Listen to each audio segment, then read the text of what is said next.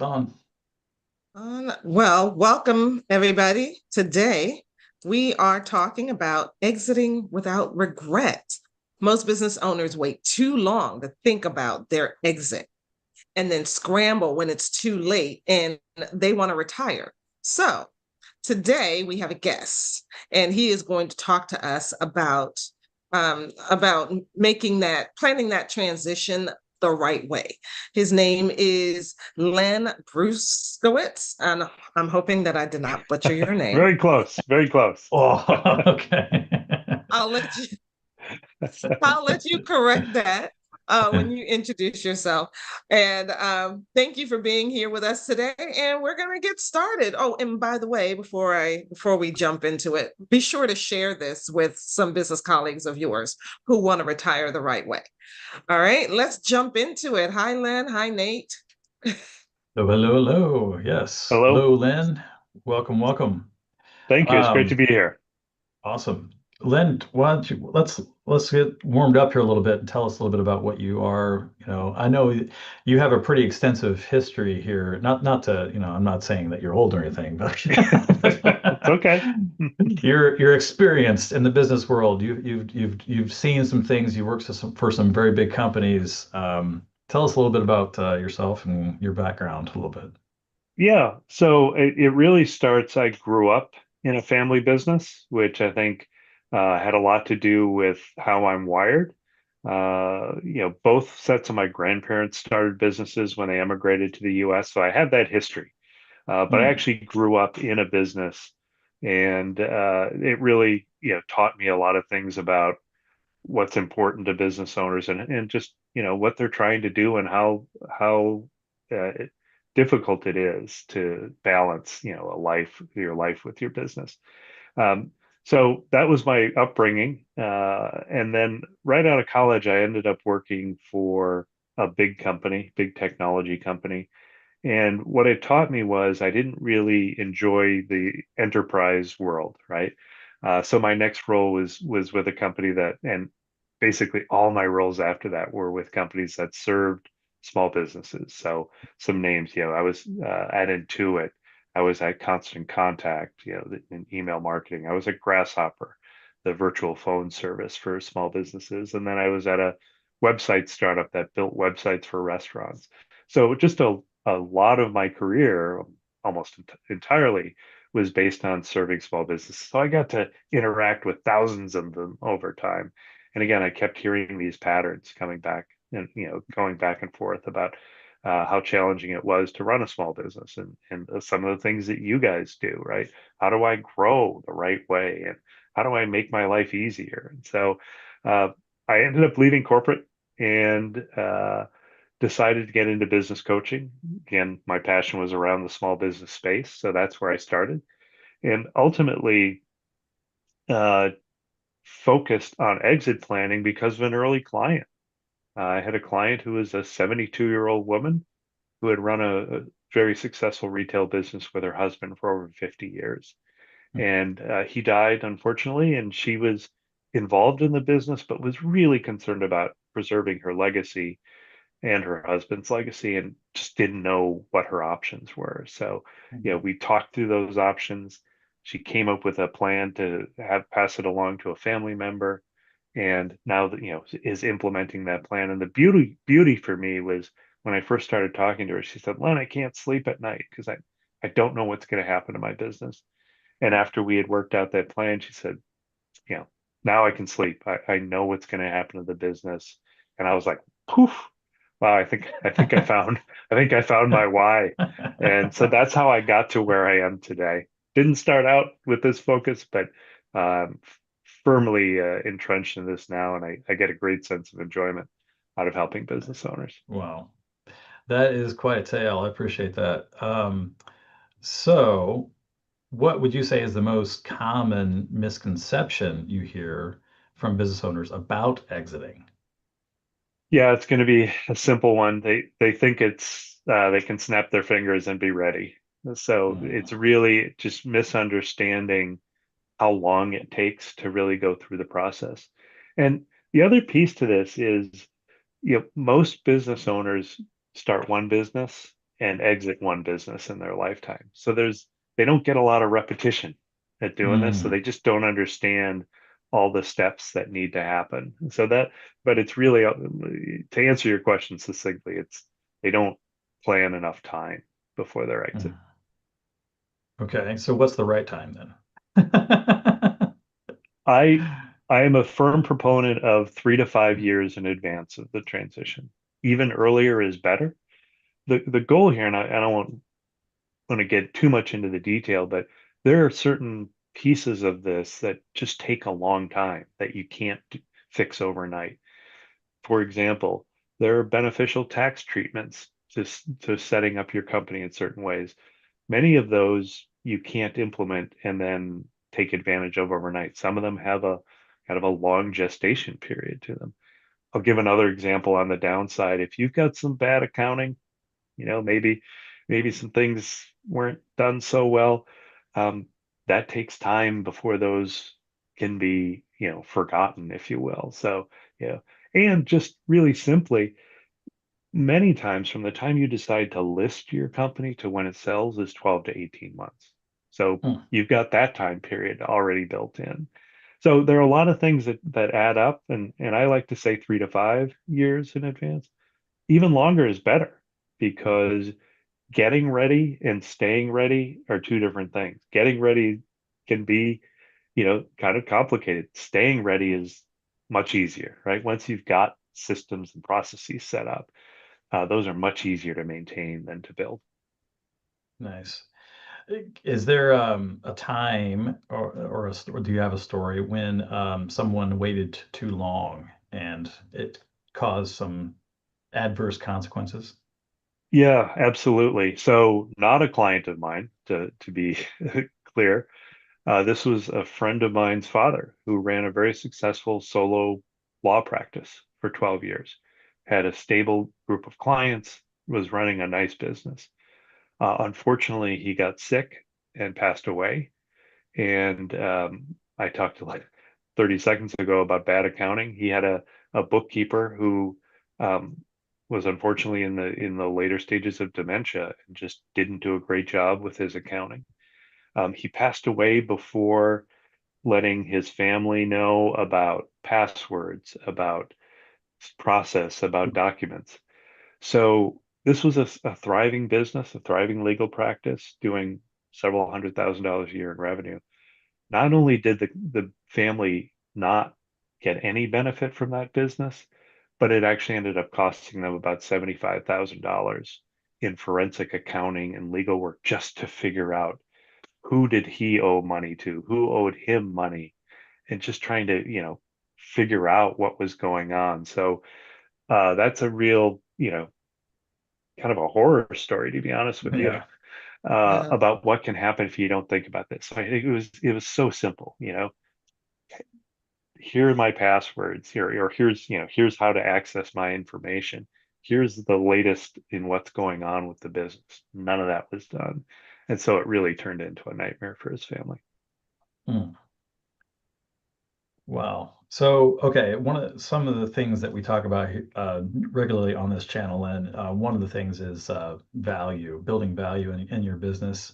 And it sounds like from the things that you're talking about so far, that building that value in a business involves having a business that is transferable to someone else, which means you have all your, T's crossed, I's dotted, everything that you need just to hand over to someone makes it a heck of a lot easier, obviously. Does having that in place, in your opinion, make a business more valuable then? Absolutely. Yeah, yeah, So real quickly, just if you think about holistically how a company is valued, a lot of business owners don't really think about that. They say, well, my revenue is this. I'm probably going to get some multiple of my revenue or whatever. mhm, The yeah, issue is that's not really how businesses get valued. Ultimately, it's some multiple of earnings typically that small businesses get sold at. But let me talk real quickly just about the components yeah, of what drives that multiple, because mhm, you, as a business owner, control your profitability, right? The market, the buyers control the multiple, right? But there are things you can do to influence it. So, real quickly, 20% of the ultimate value of a company is derived from the things that you can see from the outside. What's the market like for this type of business? Is it growing? Is it contracting? What's the business's reputation? Those are things that you can see out from the outside, but only about 20% of the value is ascribed to that. The other 80% is really ascribed to what you call intangible assets, the things that you can't really touch, but drive a ton of the business. And I'll give you just a quick overview. There are four big categories of them. The first one is around kind of the structural capital of the company. So are the processes documented? Does the business understand what the metrics are that drive it, right? The second one is called customer capital. And this is, do you have all of your revenue coming from only two or three customers that could go away and have a huge risk to the business? Is your revenue recurring or at least predictable, right? Yeah. This is Yeah. all about minimizing risk, right? So if you've got recurring revenue, that's great. That's going to ascribe higher value. The third is kind of cultural capital, right? So do you have a great culture within the organization? Do people want to be there, the employees? And the fourth one is social capital. This is really around, is it a turnkey business, right? Can the owner step away and the business not fall apart? And so what those do is combine, all of those combined contribute about 80% of the value. You only find those out as a buyer when you're going through due diligence. So, Nice. but owner independence, single biggest factor. If the Mm. business can run without an owner, a significant increase in the value. Nice. I had a question. Um, when you're looking at these businesses, do you see the ones that tend to be not ready or are less, I guess, less conscious of this? Are they more solopreneur businesses or businesses that tend to have teams, do you think? It it Is there a I don't difference? see any uh, thing you can say always, right? It really depends. What it boils down to is, does the owner, whether they are a solo or running a team, can they distance themselves from the business? And so in a solopreneurship, that means, can I document things so that somebody else can come in and do it? In a team-based environment, have I delegated the duties across the team, right? There are managers, if you will, who run teams but don't delegate, right? That's disastrous, right? For many reasons, right? It's really disempowering for the employees. They probably don't want to be there if they're just doing menial tasks. But it also means that the owner can't sell because everything is in his or her head, and nobody wants to buy that. Yeah. Is there in your experience and given what you do, are there what do businesses do or what can businesses do that instantly lower the company value? Um, Having bad accounting, certainly one of them, Okay. right? if I'll talk about how this plays out.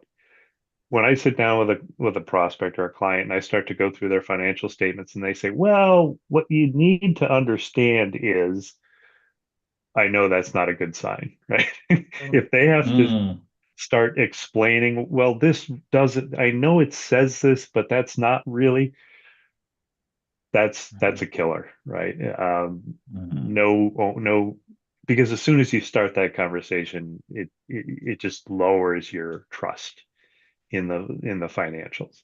The second big one is the one we talked about, the owner independence. If everything runs through the owner, um, it's not only does it sap the value, it typically makes the business unsaleable. Yeah. But Yeah. accounting and owner independence, I would say, are the two biggies. Oh, wow. Amazing. So when you are working with a client, where do you usually start Normally when what I they're do, yeah, prepping and all that? yeah. Normally what I do is sit down with them and create a valuation, a current business valuation that usually looks at 3 years of financials if they have them, and it pulls out kind of non-recurring items and pulls out personal expenses that the owner runs through the business, which perfectly fine. As long as they're IRS legit, I don't have a problem with that. But a potential buyer, wants to know what the core business is. So typically it's a business valuation, and I'll tip my hand and say that most owners are not too happy with the initial valuation.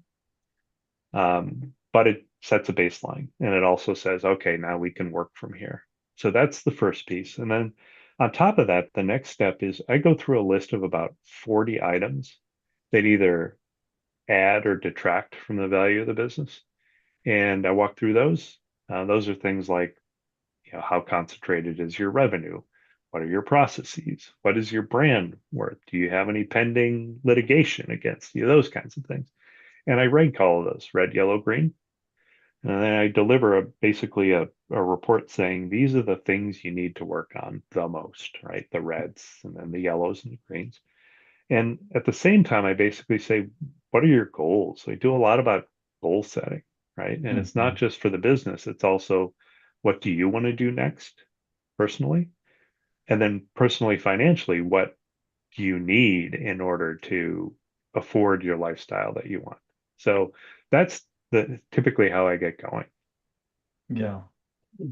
Do you find then that those become sort of like touchstones in your conversations, like this is what's motivating us and keeping us on track here? Yeah. It is, because otherwise it can feel like, what, from the owner's perspective, why am I doing this? And so Hmm.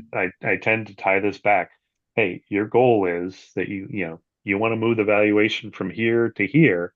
These are the things you're going to need to do to get there. And Hmm. pieces of that, I don't do it all, right? I can't solve every problem. If somebody says, hey, I really want to grow, or I really want to increase my valuation, one of those ways is to say, okay, you need to step up your marketing, for example, right? You need to work with somebody like you folks to say, hey, really need to boost this thing. I need to get my revenue on a much better track, right? So that's one example. They may need a new accountant, or they may need other things that I don't do. Hmm. I don't do everything, so I point them in the right direction. Yeah. Yeah. Okay, so our listeners out there, visibility, having something that shows how strong you are in the market, where you are in relation to the market, what you have, how you're presenting yourself out there is part of that value. Um, Having systems that deliver results without the owner is crucial. That's that viability piece. And then, of course, value, one of the value drivers here is having structure that will enable continuity then after you're gone. Okay, so let's get on to keep going here. What would you say are some less obvious exit paths that business owners should be aware of? Yeah, let me run through. There are five big ones. So I'll talk a little bit about the pros and cons of each. The one that many people assume is going to happen is a succession plan, passing it along to a family member. Uh, the tricky stat on this is about half the business owners think their children, relatives are going to take it over. It only happens about 25% of the time, which means there's a big gap in the communication there, right? The elder generation sell their products to your base, or your products to their base, something like that. So that's, there are many different flavors. There's one that may not come up, that or may not be as obvious, is selling to a partner, a partner that you work with, or maybe even a competitor, right? That Hmm. there's the legacy thing about that, but maybe a competitor is the best home for your customers, right? So that kind of partner and competitor is an option. The fourth one is different flavors of kind of employee stock ownership, right? Passing along to the management team or maybe all of the employees. That's a great one. That there's some rules to that. You have to have probably 20 plus employees before an ESOP kicks in, because it's really a retirement plan in the guise of ownership, right? And there again, all of these have pros and cons that I don't have time to go into, but Yeah. um, that's one that for certain businesses that can be a great option. And then the final one is what I don't like to talk about, but may make sense, is just, liquidating the assets, shutting down, just selling whatever is left and moving on. So those are the five. I think the ones that you hear a lot about are the, selling to a partner in the space or competitor, or the employee ownership. Mm. One thing that you talked about selling to a competitor, it made me think of like a supply chain company. Say, your company makes widgets and, you get the company that uses the widgets maybe want to buy the company and, Right. kind of bring that Verticalize. widget making in-house. Right. That's the kind of partner idea. Yeah, it Yeah. absolutely. There are times that make sense, and you do see that. I can't remember the exact. Oh, there was a in the Boston area here. There was a furniture, one of the big furniture showroom types of places that bought a company that makes cabinets, right? So they're doing that exact thing. It was a long time cabinet maker, and this big company went in and said, "Hey, we want to own that part of our supply chain." Yeah. I worked for a company where we were selling um, products that were made by this company, other company, and they were also selling the products. So technically, we were competitors, but I know there was some rumors circulating about us buying them, eventually. I don't know if they'd actually done it yet or not, but that was on the table, I think. But kind of interesting how that works. Um, okay. So when it comes to actually those successful transitions, what what role would you say does clarity and communication play in helping that? A lot, right? So a big, simple answer, a lot. Yeah. The the clarity comes from, again, understanding what your business is, and I'll tell a little story that illustrates this. I've gone in with clients, and I'll start talking to them about their customers, and they'll say, "Yep, here's our core, and then we have these customers over here." And I'll say, "Tell me about them," and they'll say, "Yeah, they've been around a long time. We probably lose money on every sale. They're a pain in the butt to deal with," and I'm like scratching my head saying, "Why don't you fire them?" Right? Mhm. Like, and there's this fear like, well, but they were early or whatever. And it's like, but do you think a potential buyer wants to inherit those kinds of customers, right? So there's this clarity about what are you really good at? And that's what you should focus on. Hmm. I talked earlier about most businesses are not valued on revenue. It's really on earnings. So it's better to show smaller revenue but higher profitability than it is to show larger revenue and lower profitability.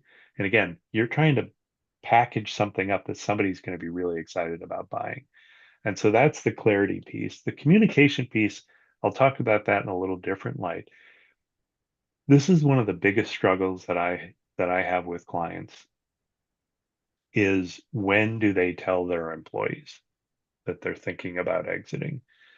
And this is a tricky one. Too early, and maybe you scare off employees; too late, and you've probably alienated them.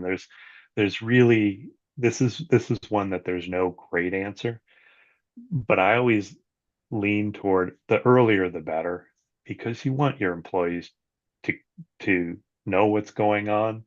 And if you leaving is scaring them away, that probably tells you something about the relationship, right? So So communication to me is super important, especially with a team. Um, I think waiting too late is worse than too early. Yeah.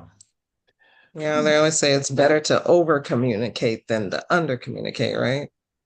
I agree. I agree. And I'm sure, in your business there are times where you have to communicate, messaging to the clients you work with where you're like, boy, I really don't want to do this, but this is the right thing to That's do. it. Right. Like, Right. and Oh, yeah. ultimately you get credit for being open, honest, and saying it is what it is, right? Rather than Mhm. masking that. Absolutely. Well, Yeah, it's like the ripping the band-aid off, metaphor. right. Just get right to it. Yeah. Um, so I know you talked a little bit earlier about goals. How do you help business owners align those personal and the professional goals when it comes to their exit planning? I mean, you kind of touched on it a little bit earlier, but Yeah, I really see, my focus is on getting them, ready from a business perspective. Um, what I try to do is make sure that because the three are equally important, right? Personal, financial, and business. What I try to get them to do is, you know, talk about what their goals are with their family, right? If they need help on the personal side, that's something where, maybe a life coach is a good resource for them. And I'll tell you why. When a potential buyer comes in and says, "Why are you selling the business? And what are you going to do next?" And the business owner says, hadn't really thought about that. Or, I'm going to yeah, travel and play golf. The buyers are going to head for the exits, right? The business owner interesting. needs to have a plan as to what they're going to do. I'm going to volunteer. I'm going to move to be with my grandchildren, whatever it is. It's got to Hmm. be a plan because they don't have a plan. The likelihood that the seller, that the business owner is going to bail, get cold feet at the end, increases significantly Okay. because they don't have anything to look forward Yeah. to, right? Once reality kind of sets in, huh? Hey, Right. I've been doing this for 30 years. That's all I know, right? That's Yeah. why that Yeah. personal side of it. And then on the personal financial, again, they should be having really good conversations with their financial advisors, right? How much do I need to do what I want to do? How much do I need from the business versus what do I have outside of the business? Because inevitably, businesses don't always sell. As a matter of fact, the majority of businesses that go up for sale don't sell. And they may not sell for what you think they're worth. So having that personal financial discussion outside of the business is really important. So I Mm. tell clients if everything is tied up in your business, we got a problem, right? You've got to diversify your assets. Mm. Is there a market where people like investors or brokers or people who want to buy businesses go to find businesses for sale? There are. So there are a couple public markets, if you will, public marketplaces. The most well-known one is called Biz Buy Sell. And there are thousands of businesses listed for sale there. That's the kind of public market. And then there are many private markets. So business brokers predominantly will network and have a number of potential buyers in their network. And then they're out soliciting to find, interested sellers, and then they match those up. So there are definitely marketplaces. So if you think about business brokers, if you think about M&A advisories, and then as you get bigger, if you get into, PE firms, all of them are out looking for businesses to buy. The problem is they want to buy great businesses, right? They don't want to buy kind of average. And that's why the things I've talked about to date are so important because you want to stick out as exceptional and get that bigger multiple. What So you, happens to the businesses that don't sell? Yeah.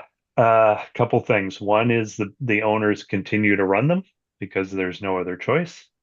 What that leads to is burnout and some cynicism, right?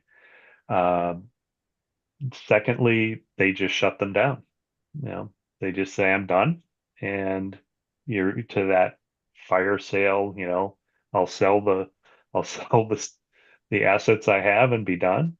Um, the other is that they do some kind of off market, they'll find somebody to take it over, but it never, those don't end well typically from a financial perspective. So this getting ready, um, is really important in terms of getting a successful transition. So, It's sobering news though, yeah. right? I mean that a Yeah, it lot don't is. sell. No. You're Yeah. scaring a lot of business owners out there, Lynn. Well, no, you got to get ready. That's the key. But yeah, it's like, yeah, it's like preparing um, your will and getting uh, all your putting all your affairs in order, because somebody said we don't make it out of this thing alive, right? And none of us do. And we have to look at it as not a morbid thing. We have to look at it as an eventuality, and we have to prepare. It's better to be prepared than not be prepared. And like you said, like if you want to leave the business one day, it's better to be prepared than to not even and stare reality in the face. Like, okay, the reality is not all of them sell, and so you want to prepare as much as possible and as well as possible, right? Yeah, I have my, wiseacre stat that 100% of business owners will not own their business forever, right? I can guarantee that. Oh, nice. You want to be in charge of how that works out, though. Obviously. exactly, Yes. Yeah. Yeah. exactly. You know, keep have some control over it rather than just kind of letting it go and having to exit in a way that you don't like. Yeah, about half the businesses in the US today transition involuntarily. So Ooh. Mm. there are five big reasons: death, divorce, disability, disagreements between partners, and distress. Distress being Wow. like They're all D COVID kind of words. thing. Okay. All D words, yeah. Yeah, the five Ds. Avoid the five The D's, five right? Ds. Avoid. Nice. Now again, Yeah. even if you have a great plan in place, it doesn't keep those things from happening, but it reduces the traumatic impact of them. So, if you've got a plan, you can deal with it rather than, you know, being kind of It's stuck. being, it's responding rather than reacting. Exactly. Yeah. So Lynn, earlier before we started taping, you were talking about practical discussion you had. I'm curious if I'm wondering if you can provide some practical tips for people out there who are listening. How can they know if they are ready to sell right now? Yeah. I'll give one really simple one and then I'll give a few others. If Okay. you can take a 2-week vacation from Mm. your business without your laptop, without your phone, and the business is thriving when you get back, you're probably ready. Yeah. Okay. So What's his name? that's, Mike McAllowitz. He wrote a book called Clockwork, and he Uh, he challenges business owners to a month. oof. okay. He said, leave Okay. for a month without your laptop, without your cell phone. You Yeah. know, So that to me is the biggest indicator, right? Mhm. Because it says that you've got a business that you are independent from. And Yeah. if assuming you have a team, the team is capable, and Yeah. that is a very, very good sign. Um, so if you give me a minute, I'll talk about kind of 5 things Yeah. that people could start doing today. Okay. Yep. The first one is they should document a couple of their major business practices, right? This used to be painful, right? You used to have to sit and write stuff down. You can do this now with videos, right? You can just Yeah. do a Loom video, or record yourself on a Zoom and just say, this is how this process works, right? And they're Hmm. easy to update. So document 3 processes. Okay. That's one thing you can do. Right. Next thing, oh, go ahead. No, I was just saying that's smart. Okay. Yeah. So Very so smart. next thing would be to delegate a couple tasks, right? So assuming you've got a team, let go. And I have an 80% rule on this. If somebody else can do a task 80% as good as you can as the owner, let them do it, right? Don't get hung up in if it's not being done perfectly, let it go, right? And what you'll find is it's really freeing for you, and typically it's empowering for your staff, right? That they're Mhm. taking on more responsibility. So win-win. That's my second. Third is get your financial house in order. Make sure that your books are up to date. Make sure you can explain what drives your business, right? My fourth thing is have the personal discussion with the people you care about, with your spouse, with your family. Talk to them about what you want to do in the future, right? Um, so they know, and that's going to help you make great decisions. And then the fifth thing is focus on the things that you're really good at. This goes back to my story about firing the bad clients, right? If you focus on the stuff you're really good at, you're going to get better. I'm a big fan of leverage your strengths. Don't worry about your weaknesses. You're typically not going to be able to make that much progress there. Being your company being ready to sell is all about minimizing risk.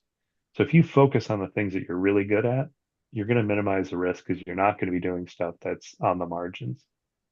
So those are my 5 quick things you can start doing today to get ready without a whole lot of other work. Perfect. Perfect. That's great. Yeah, those are great tips. Mhm. So here's a question for you. Okay. What does a successful exit process feel like for the business owner?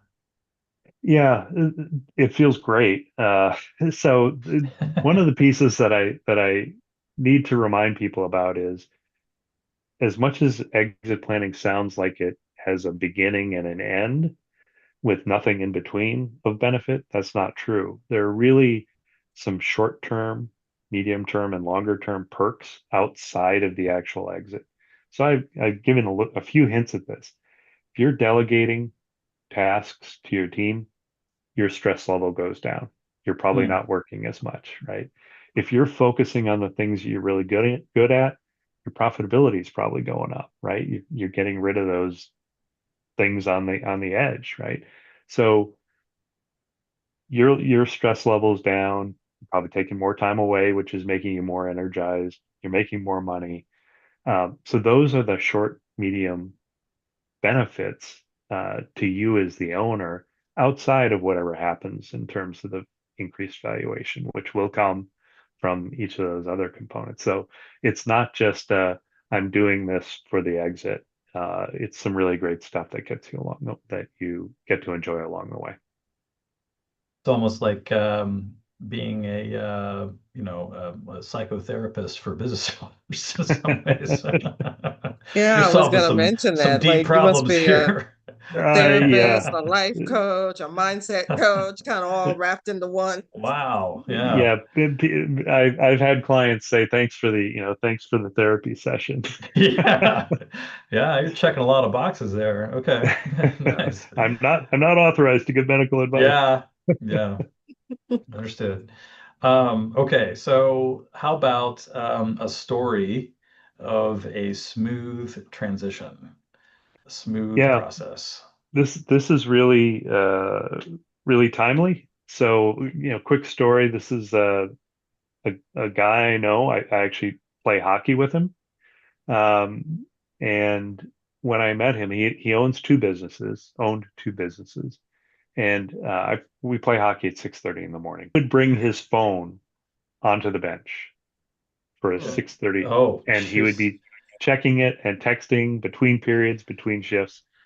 And I was like, wow, that doesn't seem right. And so he approached me at the beginning of this year and said, hey, I might want to sell my company. And I said, well, if you have to bring your phone on the bench, it's not ready, right? Hmm. Like Yeah. classic can't run without him. Wow. So Yeah. we said, okay, let's just see what the market says about this, and we took some baby steps of getting some independence.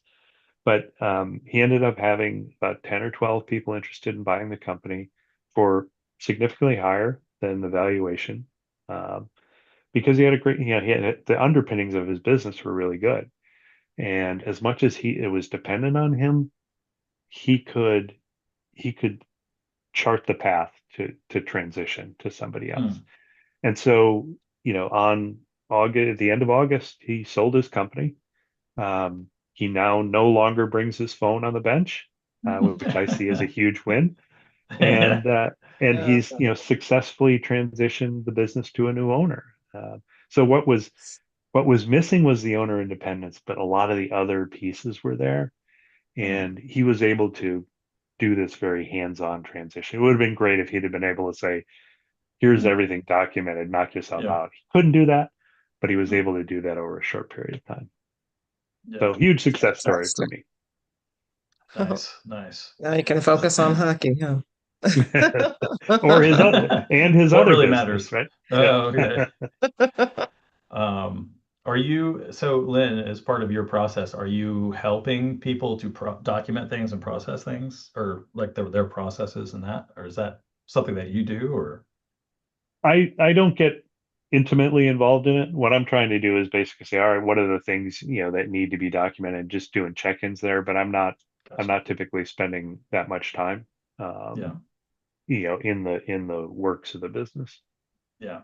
So, It's like more as of, a consultant, you kind of yeah. outline what they need to do and kind of and maybe connect them with resources if they don't have in-house resources in order to get it done and kind of walk them through that path. Is that Exactly. And hold them accountable, right? They hold them tell me accountable? what their goals are, and then I basically say, all right, how are we doing versus those goals? And look, I don't do everything I think I'm going to get done. So it's not hey, why didn't you do this? It's more, we're working towards this goal. These are the things, we've agreed that you need to do. So, well, yeah, how are we going to get there kind of thing? But absolutely. So I can point people to, a myriad of different providers, right? People that do nothing but document processes, right? There are people out there that do that, Yeah. right? There are people Yeah. that build marketing systems. There are so I don't try and do it all myself, but I point them to the right places. And for those out there listening, this is a key advantage of working with a real live human instead of asking ChatGPT, for example. So, ChatGPT is not going to hold you accountable. No, no. yeah, nice. All right. Very good, very good. So, that process of building your business so that it is exit ready, um, that aligns with what we talk about here with, building a valuable business, building a viable business, making it scalable, sustainable, and knowing that that foundation that you're building for the exit is the same one that will give you time and freedom and margin now, during that process, right? So there's going to be relief for you now, not just when you actually sell it. Okay, so we are near the end of our time here, so let's do a quick recap. You don't need to exit, or excuse me, you don't need to plan your exit tomorrow, but you should build your business like you will. So, I think. Um, Owner dependency, being if the business is too dependent on that owner and having a lack of clarity can erode your value, your business value, pretty easily. Um, and it's important to start early build out your systems, document things, and give yourself options. So you're not having to worry about scrambling at the end, right? Exactly. Yeah, and I think one key point here too is it's important to work with a real person and not ask ChatGPT. So, so I think that's important. All right. So for those who would like to reach out to Len and get do you offer complimentary discussions? How does that work, Len? I do, yeah. Anybody, I'm willing to talk to any business owner who is, starting to think about this process.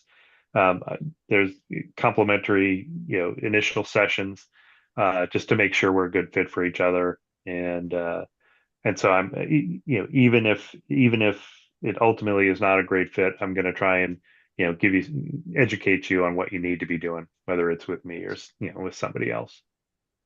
And you can find Len at greaterheightscoaching.com, and we'll put the link in the description so you can click on it. As always, if you would like to figure out, what's going on with your business, where you're at currently, you can feel free to take the growth ceiling assessment that we offer to help, give you some ideas of where you're at and what you need to do next. Or you can always book a growth strategy call to figure out how you can get things going in the right direction for your business where it's currently at. And yeah, until next time, I guess. Simone, do you have anything else you'd like to That's add? all. We'd like to thank Len so much for being here with us today. And if you learned something today, put your biggest takeaways in the chat, in the comments, and let us know. And we will see you next time. Have a great day.